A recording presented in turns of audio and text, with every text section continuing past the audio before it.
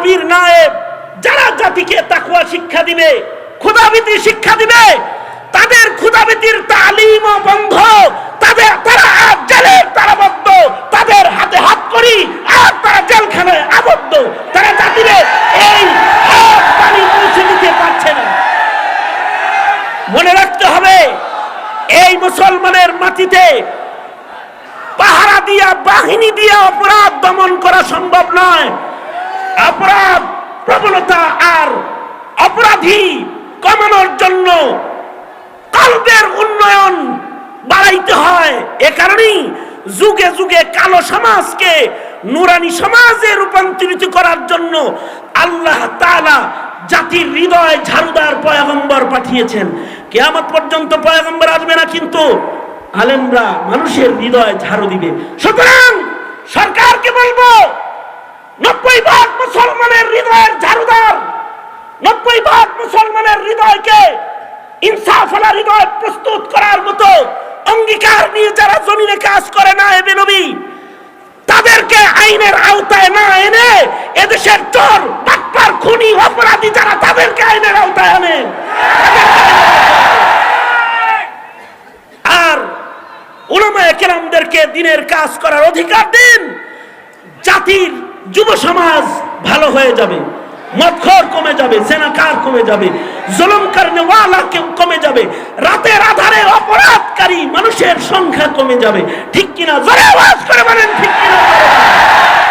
উমর ইবনে আব্দুল আজিজ রহমাতুল্লাহি আলাইহি একজনকে গভর্নর বানায় উর্দুনে পাঠিয়ে দিয়েছেন। উর্দুন যারে গভর্নর বানায় পাঠাইছে সে উমর ইবনে আব্দুল আজিজের ভক্ত।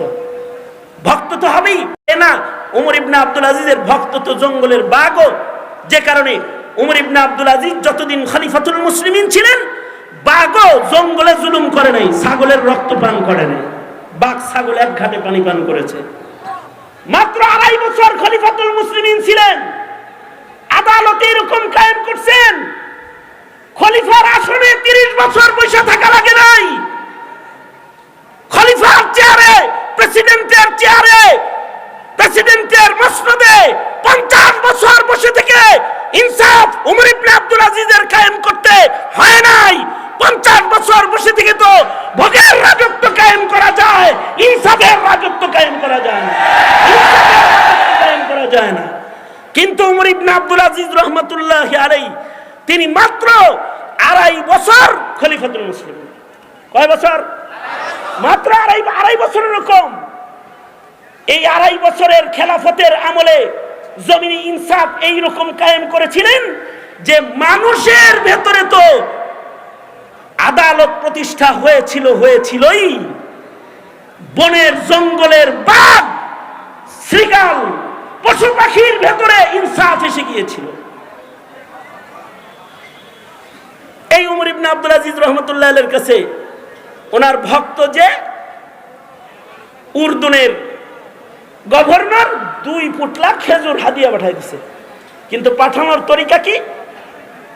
ডাক, সরকারি ডাকের যে গাড়িটা খলিফার কার্যালয় থেকে উর্দুনে গেছে, ওই গাড়িতে দামি খেজুর 2 পুটলা কিনা উঠায় হাদিয়া পাঠাই দিছে।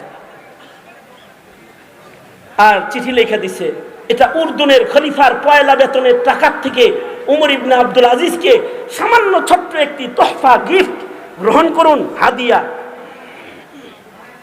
উমর ইবনে আব্দুল আজিজ রহমাতুল্লাহ আলাইহি বলে, এই খেজুর উর্দুন থেকে আমার কার্যালয় পর্যন্ত আইছে কেমনে? কয় আসছে সরকারি গাড়িতে। কয় সরকারি গাড়ির বেতন, সরকারি গাড়ির চাকা, সরকারি গাড়ির টাকা, খরচের টাকা বাইতুল মাল থেকে দেওয়া হয়। সরকারি গাড়ির চালকের বেতন বাইতুল মাল থেকে দেওয়া হয়। সেই গাড়িতে করে হাদিয়ার খেজুর আইছে, এইটার ভেতরে তো সরকারি বাইতুল মাল ঢুকে গেছে। সুতরাং সরকারি বাইতুল মাল তো উমর ইবনে আব্দুল আজিজের জন্য হালাল না।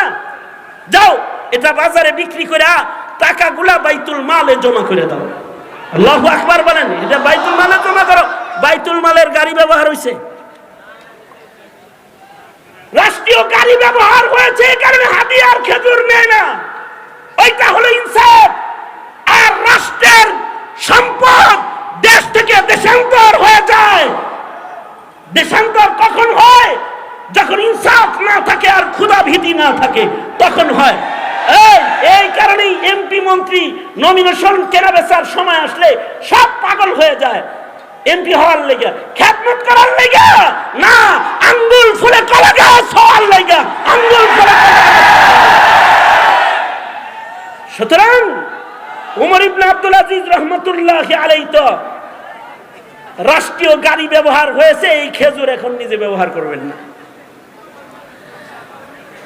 এই কাহিনী ওনার ভাতিজা দেখতেছে, এই কাহিনী ওনার ভাতিজা দেখতেছে, ভাতিজা এটা দেখতেছে। ভাতিজা খাদেমকে বললেন, এই খেজুরগুলা বাজারে নিয়ে দাম উঠাও, আর খেজুরগুলা আমি কিনলাম।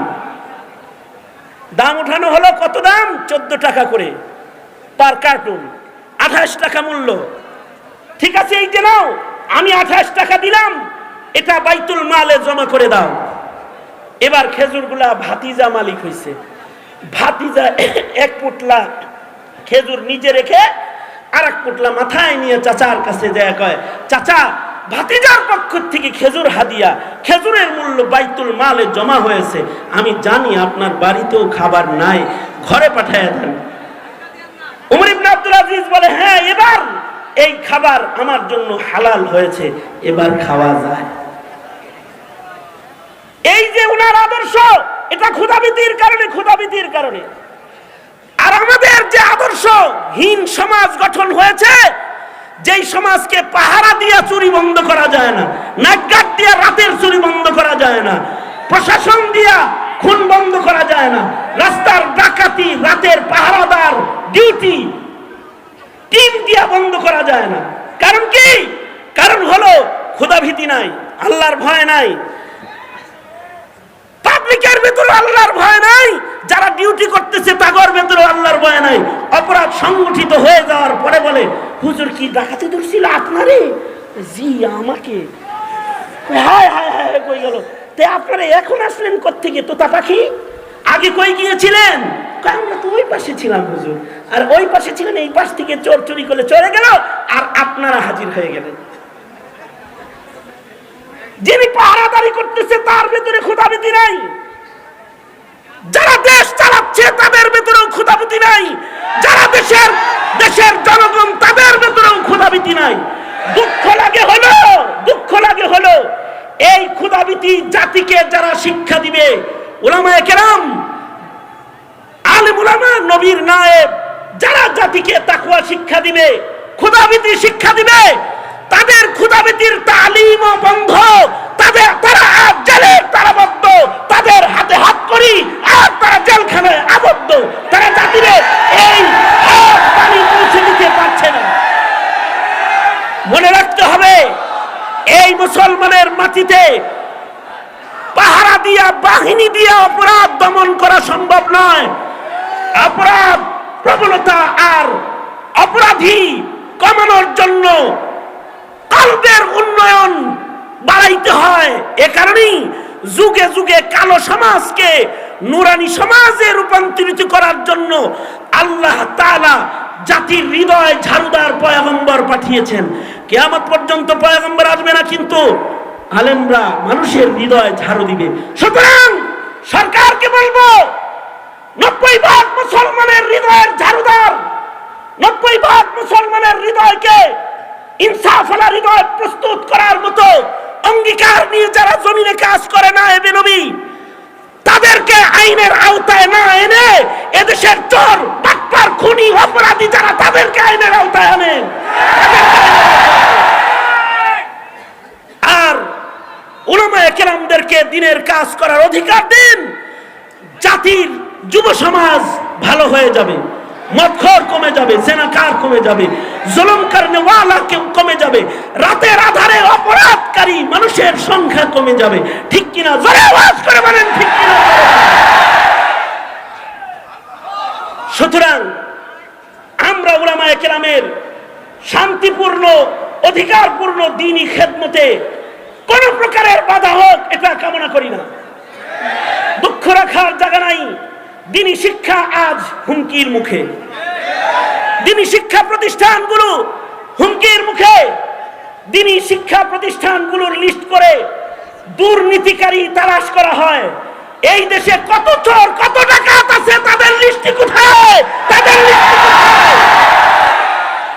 সুতরাং এই জাতির খেদমত যারা করবে, জাতিকে যারা দিন শিখাবে, তাদের দিন শিখানোর অধিকার দিয়ে দিন। এই দেশের মাদারিসে কওমিয়াগুলো তারা জাতির সম্পদ তৈরি করে, নায়েবে নবী প্রস্তুত করে। সুতরাং তাদেরকে জঙ্গিবাদও বলবেন না, তাদেরকে রাজনীতির তকমা লাগিয়ে তাদেরকে কোনো দলে ভিড়ানোর চেষ্টাও করবেন না। কারণ এরা গণতন্ত্রের কোনো দল তারা করে না, তারা তন্ত্রে মন্ত্রে বিশ্বাসী না, তারা এক আল্লাহর কাফিলা, তারা হিজবুল্লাহ, তারা আল্লাহর সেনাদল, আল্লাহর দল করে। সুতরাং এদেরকে কোন ধরনের তকমা লাগিয়ে তাদেরকে বিপদে ফেলার চেষ্টা করবেন না। আর আপনাদেরকে বলবো, জাতির সংকটে এই তালেবান ইলমে নবুওয়াত, জাতির সংকটে খালি মাথা হাজির করলে দেহ হাজির করলেই হয় না, তৈয়ার দিল হাজির করতে হয়, যে তৈয়ার দিলের দোয়া কবুল হয়, সেই দিল বানাইতে হয়। মনে করবে না যে তাকবীরের ধ্বনি আর মিছিল দিয়ে তোমরা বিজয় অর্জন করবে।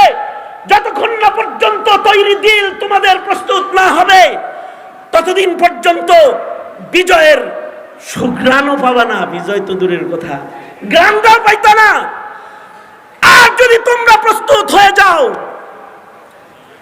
তোমরা যদি প্রস্তুত হয়ে যাও, দিল যদি বানায় ফেলো, ক্ষুধাবিতুর দিল, তাহলে তোমরা অল্প হবে কিন্তু বিজয় তোমাদেরই হবে। ওয়াদা কার? চিৎকার করে আওয়াজ করে বলুন, ওয়াদা কার?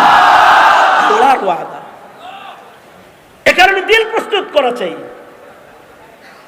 নিজের ইচ্ছাকে বাস্তবায়ন করে দিল প্রস্তুত করা যায় না, নিজের ইচ্ছাকে দমন করে আল্লাহর ইচ্ছা বাস্তবায়নকারীর দিল প্রস্তুত দিল।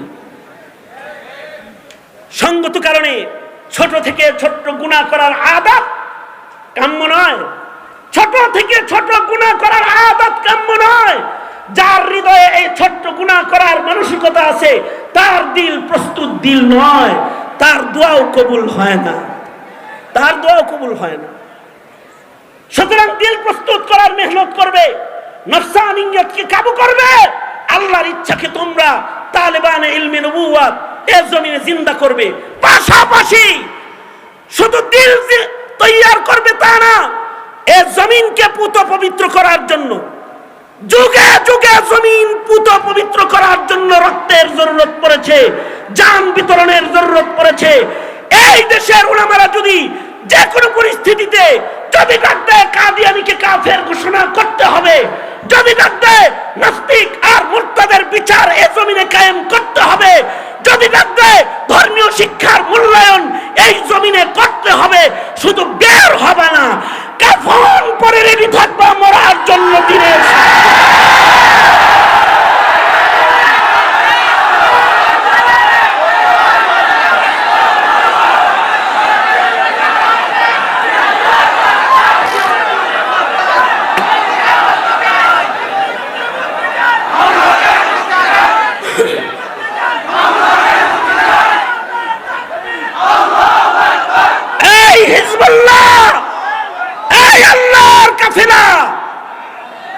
এই জমিনে হক জিন্দার জন্য তোমরা সব সময় পাহারাদার ভূমিকা না, শুধু মুজাহিদের ভূমিকা পালন করতে সদা প্রস্তুত থাকবে। তো হাত তুলে ওয়াদা করো,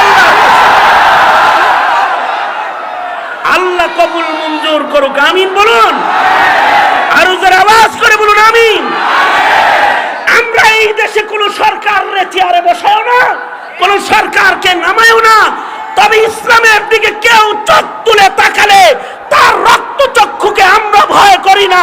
কেউ তার নষ্ট হাতের দুষ্ট কার্যক্রমকেও আমরা পাত্তা দেই না, দেব না, দেখছি না, কখনো দেওয়া হবে না, কখনো দেওয়া হবে না।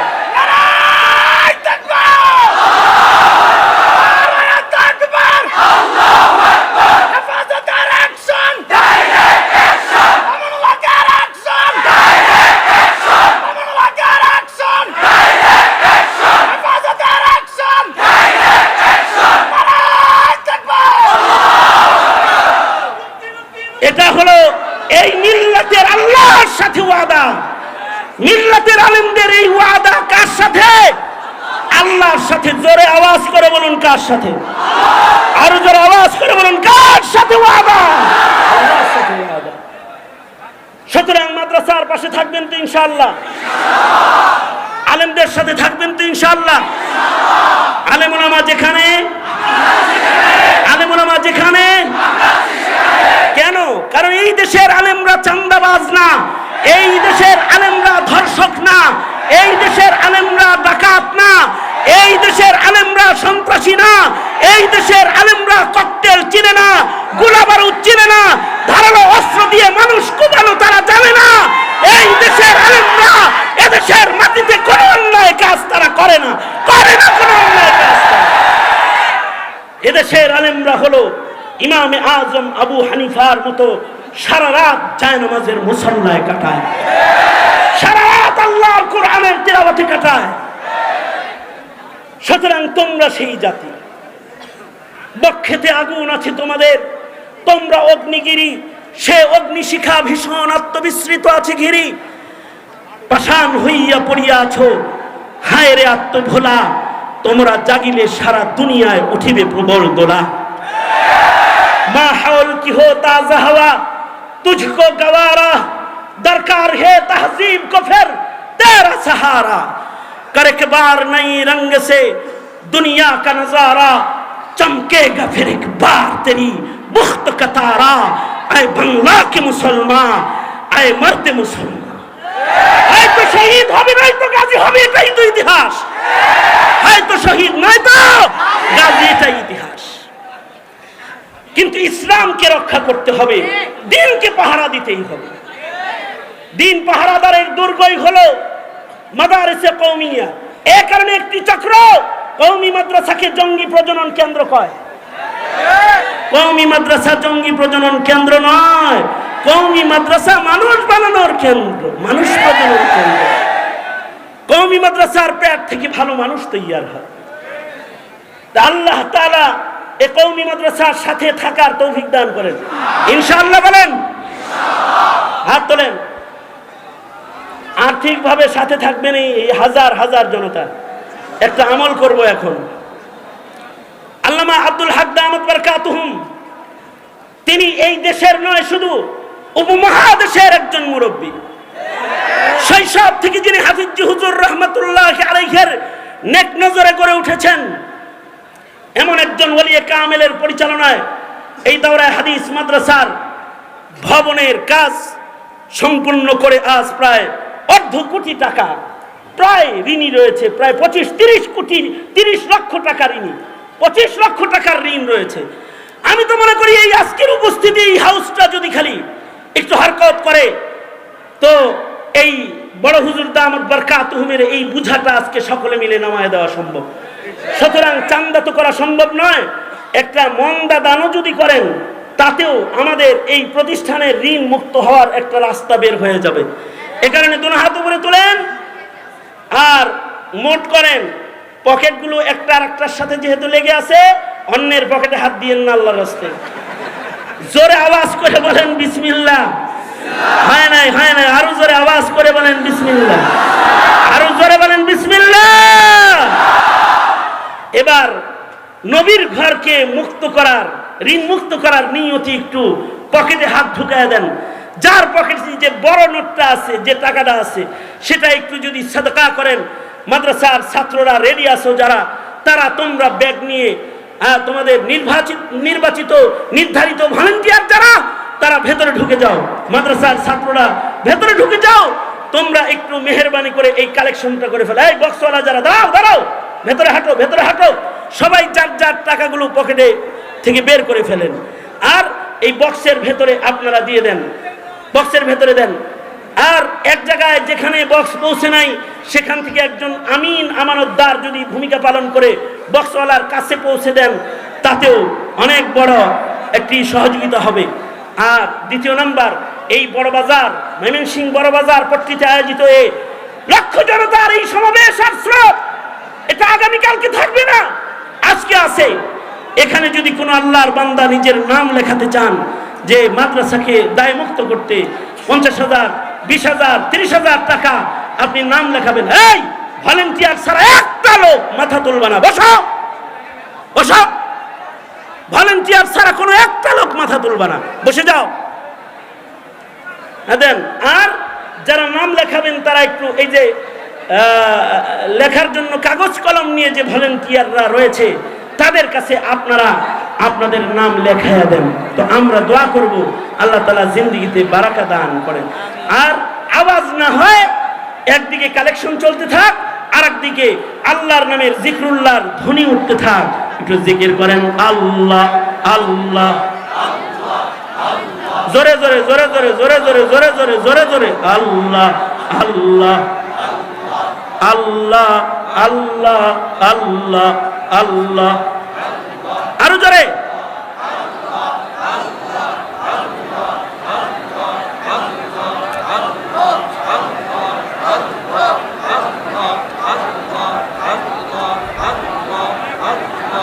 আল্লাহ আল্লাহ আল্লাহ আল্লাহ আল্লাহ আল্লাহ।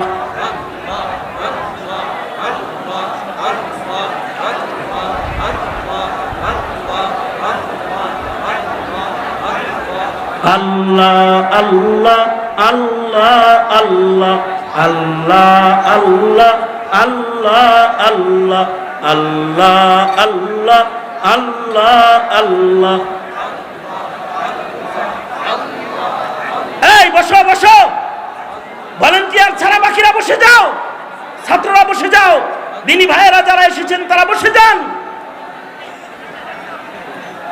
আর যারা ভলেন্টিয়ারের দায়িত্ব পালন করছেন তারা একটু মেহেরবানি করে আপনাদের আমানতদারির যে তোহফাটা আছে আপনাদের কাছে, এইটা মেহেরবানি করে স্টেজ পর্যন্ত জলদি পাঠায় দেন। আর জোরে জোরে জিকির করেন আল্লাহ আল্লাহ।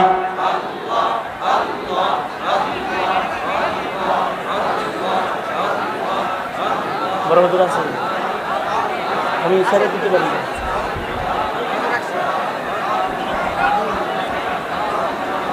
আল্লাহ আল্লাহ আল্লাহ আল্লাহ আল্লাহ আল্লাহ।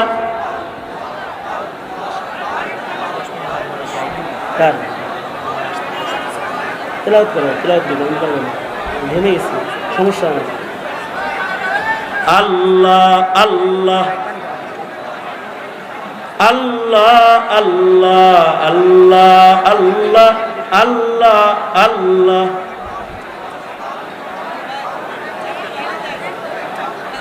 লা ইলাহা ইল্লাল্লাহু মুহাম্মাদুর রাসূলুল্লাহ। এই রুমালগুলো নিয়ে আসো, তাড়াতাড়ি রুমাল আনো, জলদি। বক্স এবং রুমাল এগুলো স্টেজে নিয়ে আসো। আল্লাহ কি ওয়াস্তে বসে যান, বসে যান, বসে যান, বসে যান, বসেন বসেন।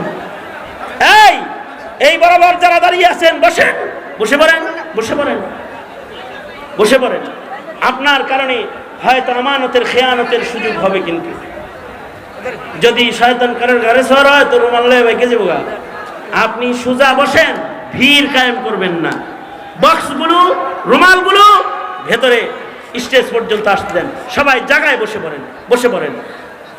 বক্সগুলো তোমরা যারা নিয়ে চলছো তোমরা জলদি জলদি এগুলোকে জায়গা মতো এনে দাও।